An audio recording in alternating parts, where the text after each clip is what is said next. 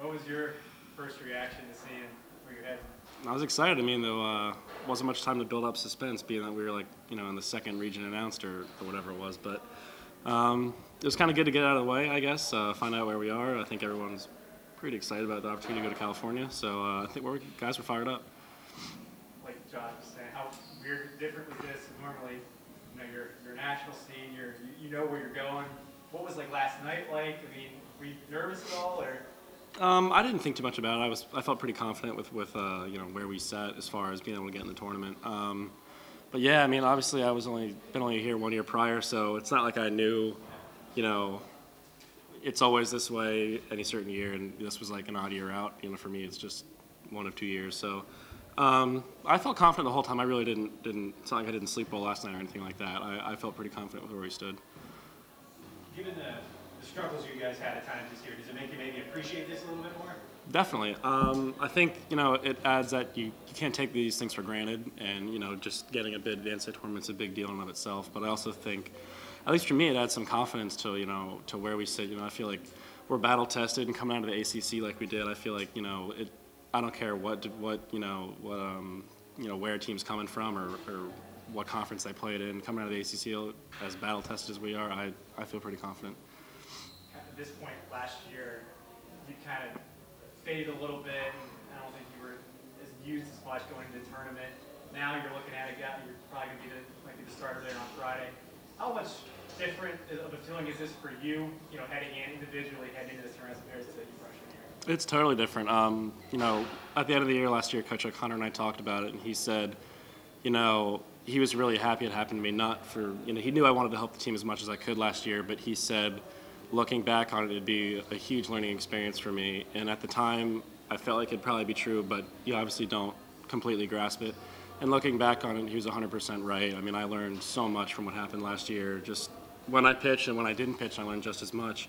And I think it's had so much to do with how this year's ended up turning out. Just the fatigue thing after a while? Mentally, not physically, and people don't realize the toll that relieving takes on you. Just being ready for 60 games or 50 games or however many we play, never knowing all the uncertainty with when you're going to come in and what situation you're going to come in, and then the expectations of coming in. I think about Alec Bettinger the other night against Richmond, first and third tie game, nobody out, comes in and slams the door on him. It's not, relieving is not easy, and I give those guys that do it all the credit in the world. Josh, living back from the bullpen, how is that going to impact you guys or help you guys?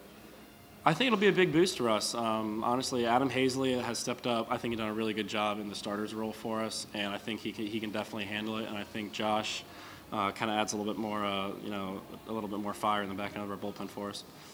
How much do you need a guy like that at the end of the bullpen this time of year?